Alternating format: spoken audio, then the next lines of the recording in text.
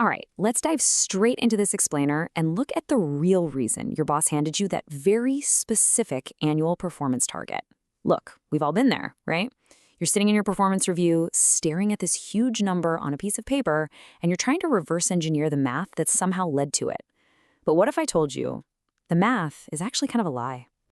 Seriously, if you've ever stared at a massive KPI and wondered how on earth your manager calculated it, you're about to find out that the answer is way more psychological than mathematical. We tend to just assume that our performance goals are generated by some cold, unfeeling algorithm, strictly based on past performance and market projections. But behind that number is a real human being, your manager, and they have their own personal motivations, their own fears, and their own biases. Here is our roadmap for today. We're going to cover 1. The target setting myth. 2. A zero-sum game. 3. Managing risk. 4. Balancing unfairness. 5. Avoiding conflict. And finally, 6. The takeaway. Okay, let's kick things off with Section 1, the target setting myth. For a really long time, the academic literature painted this incredibly robotic picture of management called goal-setting theory. Basically, it assumes bosses use targets as cold, hard tools just to squeeze every single ounce of productivity out of you. But the reality, it's a messy, highly human balancing act. Supervisors are what economists call non-residual claimants, which is really just a fancy way of saying they don't actually get to pocket the company's leftover profits. So when they're setting your targets, they actually care a lot less about maximizing corporate revenue and a whole lot more about managing their own personal risks and just keeping their department running smoothly. And that brings us right to Section 2, a zero-sum game. To see how this actually plays out in the real world, we're going to look at data from the ultimate corporate pressure cooker, the state-owned postal service in Korea. We'll just call them Post. Here, corporate pushes this massive regional sales target down to a regional director, who then has to divide it up among individual stores. It is a strict zero-sum game. Giving one manager a break literally means mathematically punishing someone else. And let me tell you, when you put a supervisor in a zero-sum game, you instantly see who they favor and who they're willing to throw under the bus. Researchers actually dug into 4 years of detailed evaluation data across 103 of these postal stores. And this wasn't just some casual survey, right? This was hard empirical data, looking at the initial formulaic target a store supposedly should have received versus the final adjusted target the boss actually gave them. And what they found was a massive departure from the rigid math. Supervisors consistently adjusted targets based on 3 highly human, completely non-financial factors: accommodating for risk, restoring fairness, and, get this, avoiding office drama.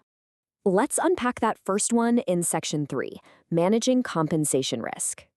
This first secret factor is all about shielding employees from bad luck. You can basically think of your boss as a corporate shock absorber here. At Post, stores handle different services. The ones dealing with strategic express mail face massive environmental volatility because they're competing directly with giants like FedEx. Meanwhile, stores handling just regular bulk mail, they have incredibly stable, predictable volumes. Now, because headquarters enforces a rigid, standardized contract across the board, the manager of an express mail store is exposed to absolutely terrifying levels of financial risk. To fix this, regional directors used their own discretion to push down easier targets to the stores in those volatile markets. They essentially looked at them and said, hey, your market is crazy right now, so I'm lowering your target so your paycheck doesn't depend on a roll of the dice. Moving right along to Section 4, balancing out unfairness. It turns out, bosses will also use targets as a sort of corporate Band-Aid to fix entirely separate problems in your compensation plan. At Post, a huge chunk, 60% of a store's bonus, depends on their profitability compared to a reference group of other stores. Headquarters locked these groups in. But here's the problem. If you are a fantastic manager but you just happen to be grouped with absolute superstars, your bonus completely tanks. And honestly, that feels deeply unfair. The regional directors couldn't change those profitability reference groups, but they could change the sales targets, which made up 20% of the bonus. So even though these supervisors couldn't fix the root problem, they used the discretion they did have to secretly lower the sales targets for those frustrated managers. They made the sales goal way easier to hit to artificially pump up the manager's overall bonus. It's a total backdoor fix for a fairness issue in an entirely different part of the contract. Now, for my absolute favorite part, Section 5, avoiding confrontation.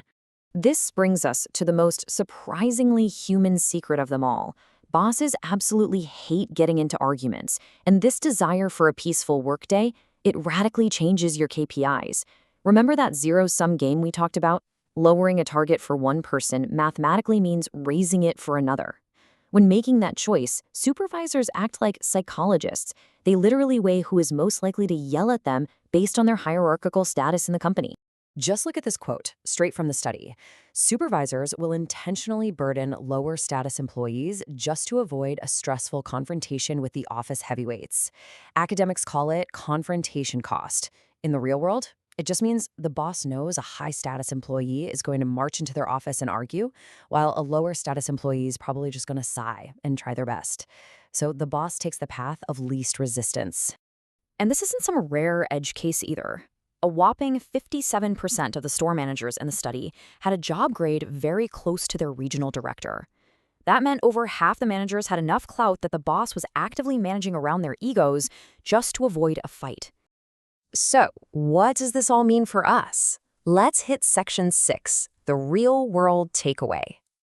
Even though this data specifically comes from the Korean Postal Service, human psychology is totally universal. Your compensation system is basically a highly interconnected behavioral web. Your target is heavily dictated by your boss's desire to manage risk, to ensure fairness, and to avoid a fight. If your environment is risky, you might get a break. If a specific metric is unfair, they might secretly lower your goals somewhere else. And hey, if you have a reputation for pushing back, your boss might literally just give you an easier number to avoid the headache.